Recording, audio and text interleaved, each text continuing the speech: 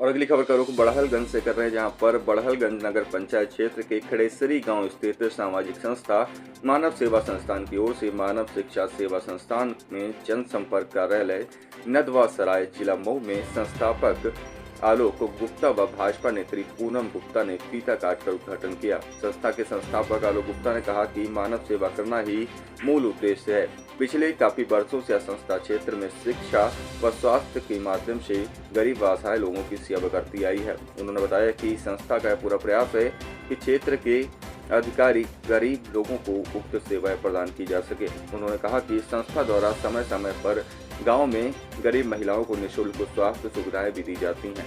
वहीं मेधावी गरीब छात्र छात्राओं को शिक्षा के प्रति जागरूक करने के लिए उन्हें छात्रवृत्ति के अलावा भी अन्य सुविधाएं प्रदान करने का कार्य किया जा रहा है। किलो किलो जुड़े हुए हैं। जनता का पैसा कहाँ निवेश करते हैं आप? जनता का पैसा जनता के बीच में निवेश करते हैं। जनता का जो सहयोग आता है, ये आपने कहा कि 7 साल में दूना कर देंगे, तो आखिर में वो पैसा कहीं निवेश होगा तभी तो दूना होगा। जनता का पैसा। आज बड़े सौभाग्य की बात है कि मऊ जिला में नदवा सराय गाँव में चौराहे पे आपके बचपन के दोस्त और क्रिकेट के खिलाड़ी कमरान खान जी आपके कार्यालय का उद्घाटन किए हैं।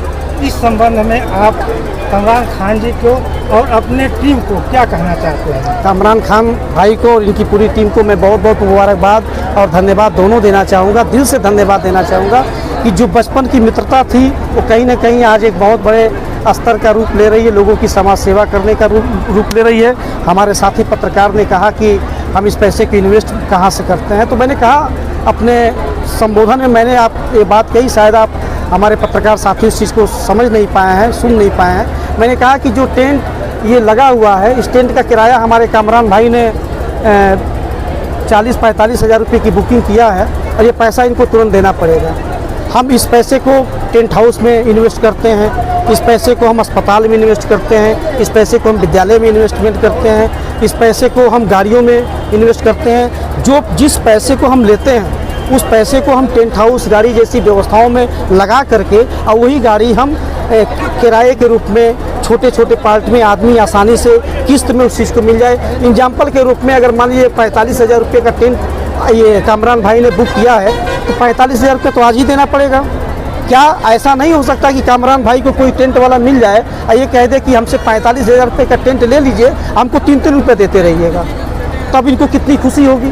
तमाम ऐसे हमारे क्षेत्र में भाई बहन गरीब परिवार ऐसे हैं जो पैसे के अभाव में अपने बेटे और बेटियों की शादी नहीं कर पाते हैं, अपने घर में बारात जाती है, गाड़ियों की बुकिंग नहीं कर पाते हैं। सपना होता है कि मैं भी एक लग्जरी गाड़ी में घूमूं, लेकिन हम इसलिए नहीं घूम पाते हैं कि हम छोटे दुकानदार हैं, ठेला लगाने वाले हैं, गरीब आदमी है, किसान है, मजदूर हैं और हम 50 लाख की गाड़ी से अपनी बारात को नहीं लेके जा सकते। हमारी इच्छा तो होती है, किसकी इच्छा नहीं होती कि वो हवाई जहाज़ से ना घूमे, किसकी इच्छा नहीं होती कि वो हेलीकॉप्टर से ना घूमे, किसकी इच्छा नहीं होती कि वो डिफेंडर जैसी कार जो 2.5 करोड़ की आती है उसमें ना घूमे।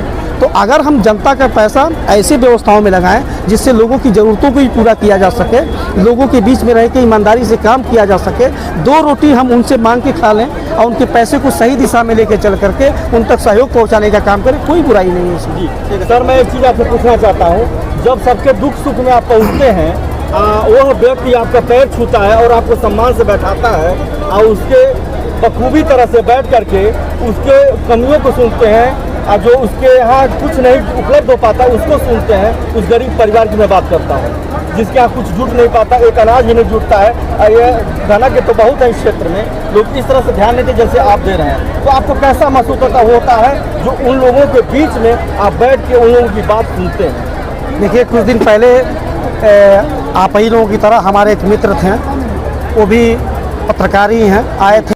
आप क्या कहेंगे अपने दोस्त को? सबसे पहले तो मैं शुक्रिया अदा करूँगा आलोक भाई का कि इतना बड़ा अपॉर्चुनिटी यहाँ हमारे क्षेत्र और मऊ जिले के लिए लाए।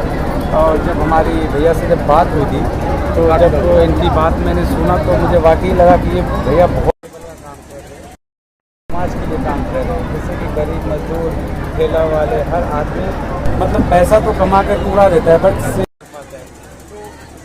जब भैया का मैंने प्लान सुना तो मुझे लगा कि हम भी भैया के साथ जुड़ करके और अपने क्षेत्र में एक नया अभियान कि हमने जो पहल किया भैया के साथ मिल करके बहुत बड़े तादाद में लोग यहाँ पे जुटेंगे और सपोर्ट।